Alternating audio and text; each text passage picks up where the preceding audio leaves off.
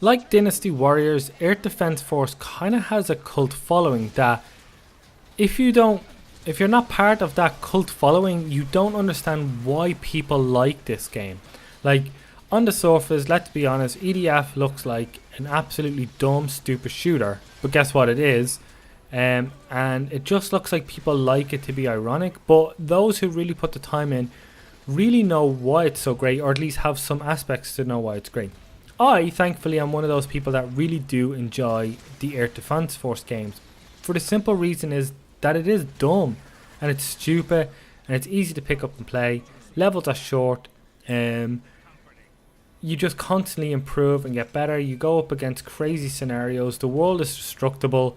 There's a lot to sort of like about the game if you give it the time that it sort of wants, as well as overlooking so many things about it. If you compare this game to another shooter, I don't know, let's say like Earthfall, Left 4 Dead, anything sort of with loads of enemies on the screen that are running at you, you will write it off pretty quickly. But if you just realize what it's doing, it's a co-op shooter which you can play on your own, which I did for review, that just allows you to switch off, kill a bunch of aliens that are just giant insects, as well as robots and UFOs and everything, and just sort of get better weapons, try crazy different things, and just have fun.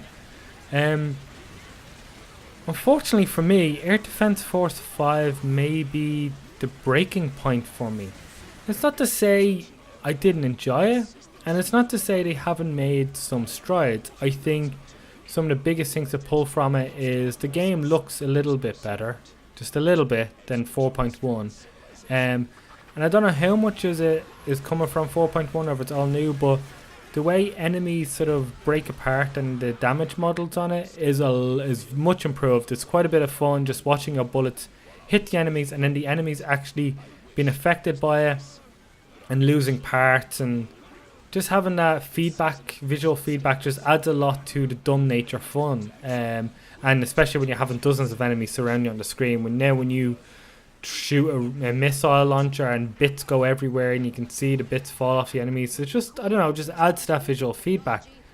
The thing is with me though is I thought that for once the missions weren't a ton of fun to play. I would be like, the missions are pretty short, they're like 5, 10, 15 minutes tops. Before I could easily do 10, 15, 20 missions in one sitting and really enjoy it, a lot of fun, switch off, just take the big dumb fun that it is, that I keep saying that it is, and that was it. But here it was just felt a bit tougher. I just felt like some of the boss encounters weren't fun, some of the structures of the missions felt a bit laborious and like just stretched out for the sake of being stretched out, even if the mission was only 5 minutes long. I still like the game, I really do. I still think it's so much fun to jump in. I'm going to have to play it online with others. I didn't for the sake of this review. Just at the time of the year that I got this game and reviewed it, I didn't get the chance to sort of hook up with friends that have it or jump online and spend a bunch of time with it. I might do that, and if I have a different opinion on it, I will do another video. So just take that this is pretty much a single player of the game. But like, it's standard fare for your Air Defense Force. Every piece of armor you pick up increases your health by 1. Every weapon that you pick up gives you a new random weapon. It could improve stats, it could be a completely different type of weapon, or it can be just the same class like an assault rifle but add some new elements to it that sort of may suit certain missions better. And there's 4 classes here, and it's fun. They're all very, very different. I think that's really cool about it, is you can play different styles. I think that may be why the multiplayer may be a bigger factor in this game than I thought it might be. But yeah, I couldn't switch off and play for as long a period of time as I used to. I think the B-movie sort of silliness has started to wear its course now. The game just doesn't look good. I think the gameplay, the performance is not as good as it should be. I played this on a base PlayStation 4 and I had many frame rate issues. It's no longer a charming thing. It's now just underwhelming. It's now frustrating, and it's now feels like lesser of a game than it probably should be at this stage. Like, the game's been going long enough to eventually, you know, pick up a little bit. I think it's got enough of a following. I think it's done well enough that they should put more into it.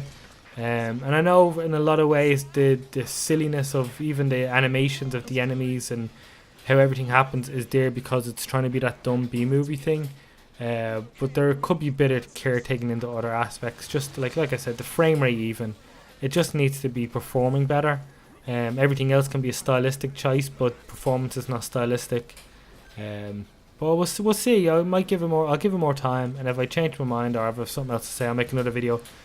But as it stands, if you love EDF, it's still EDF and it's still a ton of fun. But it just may have not progressed as much as you might have wanted it to.